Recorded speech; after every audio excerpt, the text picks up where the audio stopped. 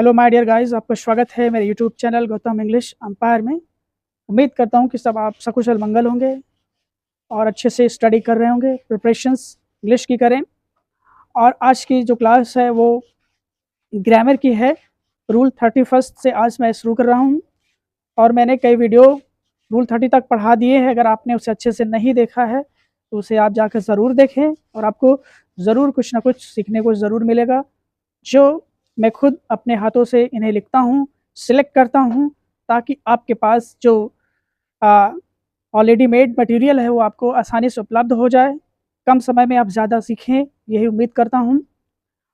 और इसी तरह के जो मेरी क्लासें हैं वो इंग्लिश लिटरेचर की भी है, उसकी भी क्लास चलेंगी एक के बाद एक इंटरवल के बाद। तो दोनों लैंग्वेज और लिटरेचर दोनों के लिए वो इक्वली बेनिफिशियल है। इंग्लिश आज के जो परिप्रेक्ष्य में वो बहुत ही महत्वपूर्ण है और इंग्लिश के बिना मुझे तो नहीं लगता आप चाहे जितना अच्छा पढ़ लें, अगर आप इंग्लिश नहीं अच्छी आपसे आती है तो फिर आप कहीं ना कहीं आपका जो मोरल जो कॉन्फिडेंस है वो थोड़ा लो रहता है।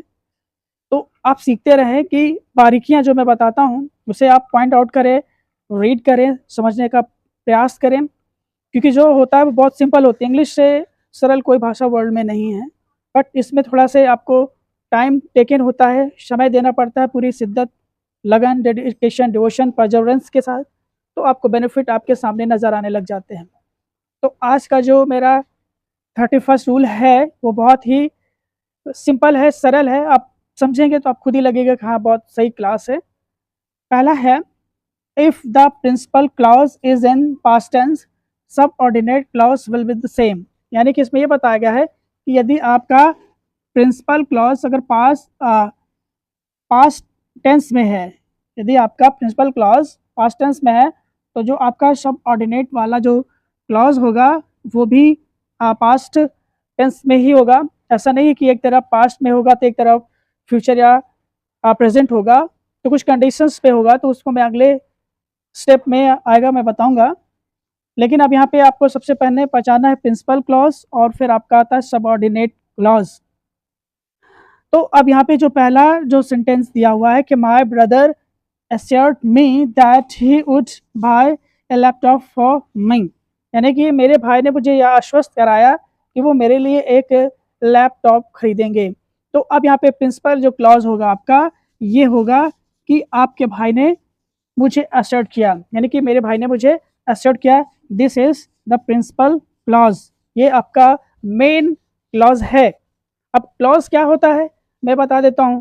देखिए क्लॉज में क्या होता है कि सब्जेक्ट होता है और वर्ब होती है। क्या होती है? सब्जेक्ट और वर्ब। अब यहाँ पे माय ब्रदर क्या है? आपका सब्जेक्ट हुआ, एस्योर्ड वर्ब है, यानी कि क्लॉज में क्या होते हैं? सब्जेक्ट और वर्ब होती है। इस तरफ भी आपका ये जो सबऑर्डिनेट क्लॉज है ये भी आपका पास्ट टेंस में है, लेकिन इसमें भी देखो ही सब्जेक्ट है और ये वुड बाय आपका वर्ब है। तो इसको क्लॉज बोलते हैं, जिसमें सब्जेक्ट और वर्ब हो उसे क्लॉज कहा जाता है। आई होप समझ चुके होंगे।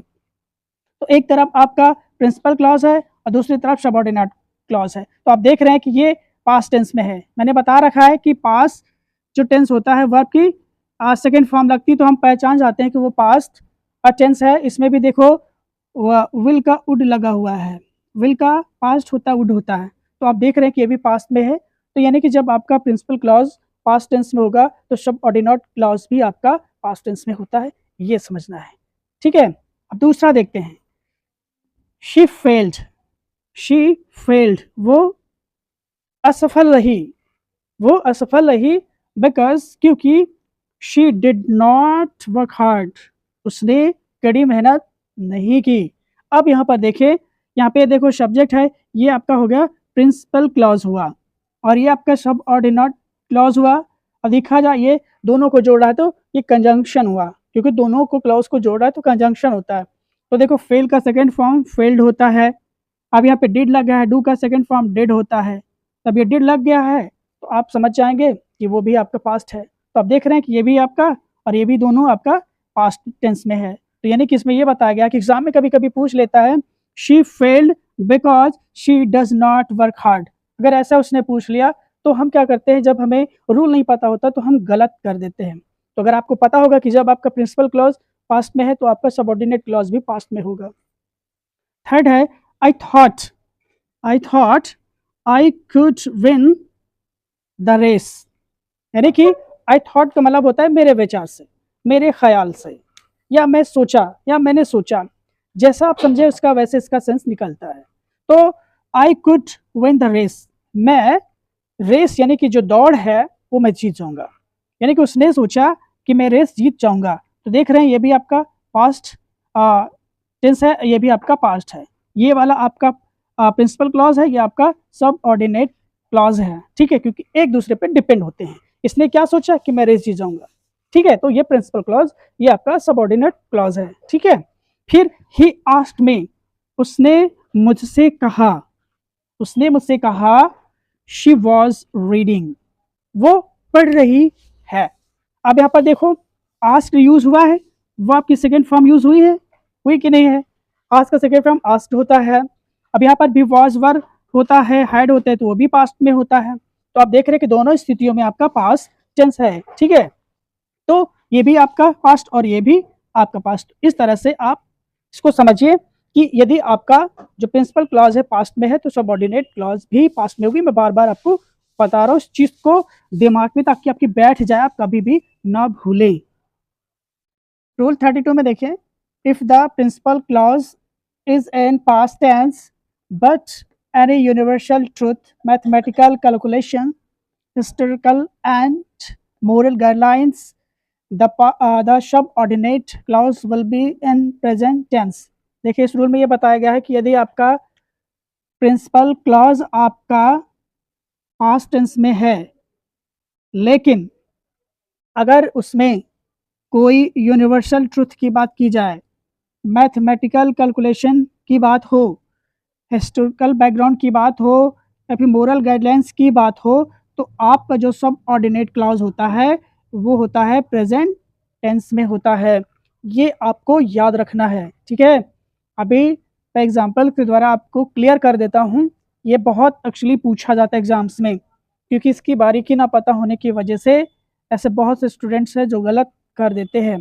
तो इसमें मैं जो पहला जो सेंटेंस ले रहा हूँ वो आपको बता रहा हूँ। The geography teacher said that the moon is a natural satellite of the अर्थ। अब यहाँ पर नोटिस करिए कि ये जो आपका प्रिंसिपल क्लॉज है ये आपका किसमें पास्ट में है, से का सेकेंड फॉर्म सेड होता है। लेकिन ये जो आपका सब ऑर्डिनेट क्लॉज है ये इतना पूरा ये आपका प्रेजेंट में है। कैसे प्रेजेंट में है? यहाँ पर इज का प्रयोग हुआ है, आर का प्रयोग कर सकता है, एम का प्रयोग कर सकता है, वर्ब में एस या एस लग सकता है, हैज हैव लग सकता है, हैव बीन हो सकता है, हैज बीन हो सकता है। तो आप ये देखेंगे कि इसमें जो सब ऑर्डिनेट क्लॉज होता है वो प्रेजेंट में होता है इसमें, क्योंकि ये यूनिवर्सल ट्रूथ है कि भाई जियोग्राफी के टीचर ने ये कहा कि मून जो है अर्थ का एक प्राकृतिक उपग्रह है, तो ये क्या है, यूनिवर्सल ट्रूथ है। तो इसमें क्या रहेगा, आपका प्रेजेंट टेंस में रहेगा। समझ रहे हैं बातों को? सेकंड है वी लर्नड एट स्कूल, हमने स्कूल में सीखा है।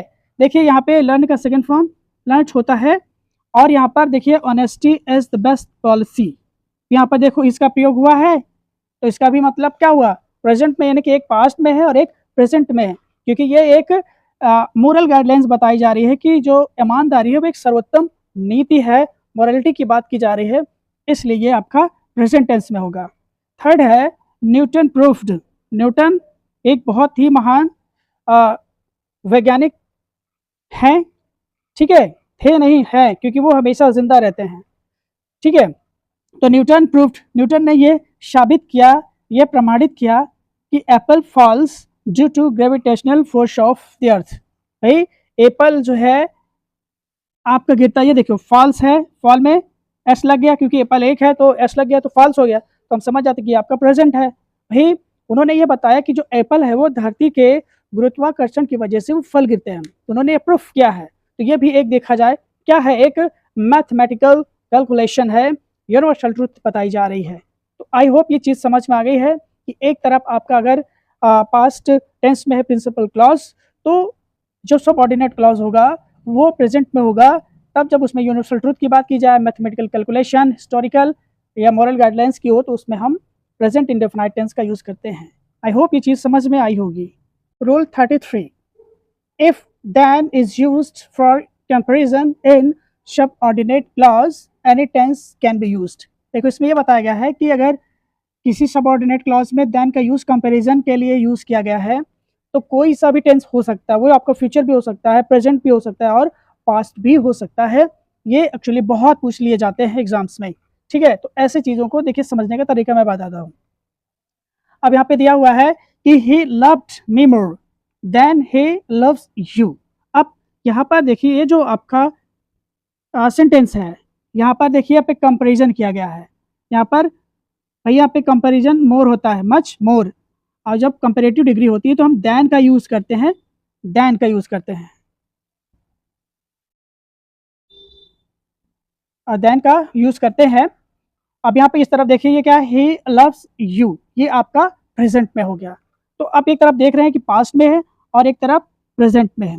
फिर इसमें देखिए पास्ट है, इधर आपका फ्यूचर है, इस तरफ आपका पास्ट है और ये भी आपका पास्ट है। यानी कि आपका इस तरफ ये जो देन के बाद जो आपका सेंटेंस होता है वो किसी भी टेंस में हो सकता है, ये आपको नोटिस करना है।